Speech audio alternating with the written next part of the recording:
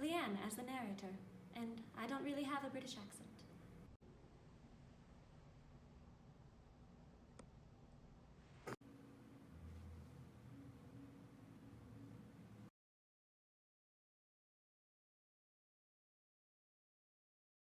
On October 19, 1968, in Ely, Nevada, Keith Bush left his pregnant wife, Deanne, and their 2 children to go work at Pioneer Equipment Company, where he helped to reassemble a giant vehicle used in open pit mining.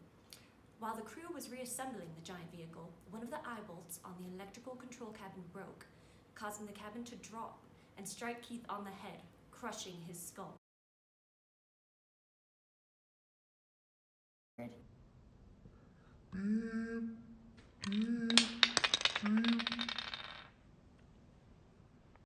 He was paralyzed from the neck down, his eyesight was destroyed, and he was made completely incapacitated so that he could never communicate or do anything for himself ever again. The Airbrake Company manufactured the vehicle itself, but General Electric designed and manufactured the electrical control cabin for the vehicle, the part that fell due to the broken eyeball and struck Keith. Who is at fault for the accident, Keith or Westinghouse and General Electric? This is General Electric's argument for why they weren't at fault for the accident. The bolt did not fail because it was defective. The workmen failed to keep it at a 45-degree angle or above. These were professionals, and they should have known to use a vertical lift as rigging to keep the correct angle for the bolt. This is contributory negligence. This is Keith Bush's lawyer's argument. This is not contributory negligence. This is strict product liability. The rigging that the men used to lift the vehicle is the standard rigging common to this trade. If a different sort of rigging, such as a 45-degree angle, should have been used, then there should have been some kind of warning. General Electric's rebuttal.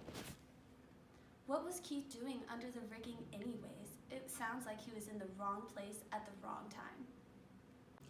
The jury found General Electric and Westinghouse at fault for strict product liability and required them to pay damages of $3 million to Keith, $500,000 to Deanne, and $150,000 to the 3 Bush children. This amount is outrageous! We're definitely going to appeal.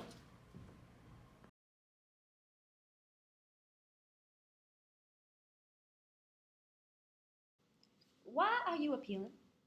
The jury was incorrectly instructed on strict liability. We weren't given the chance to effectively show Bush's negligence, and most importantly, the amount of damages awarded to Deanne Bush and her children is ridiculous.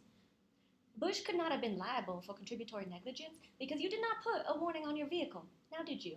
And as for Deanne being awarded too much money, in light of the fact that her husband is now a vegetable, this does not shock my judicial conscience. Your appeal is denied.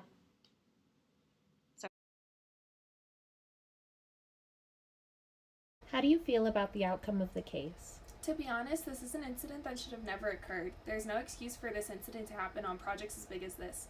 Everything should have been triple checked for defects. The accident could have been prevented if people would have been more thorough. Do you feel the company awarded you the appropriate amount? There was a lot of talk that your request for double recovery was too much. How can you put a price tag on my husband's life? I lost the man I'd been married to for over a decade. There's no amount of compensation that would make this okay. The court only awarded me this money to make up for the loss of a loved one. They didn't take into consideration that he was the breadwinner. I have children to support, and now with the added cost of my husband's hospital bills, we need all the help we can get. I truly do not think anyone has the authority to tell me what I do or do not deserve when their negligence is the reason my husband is in a coma.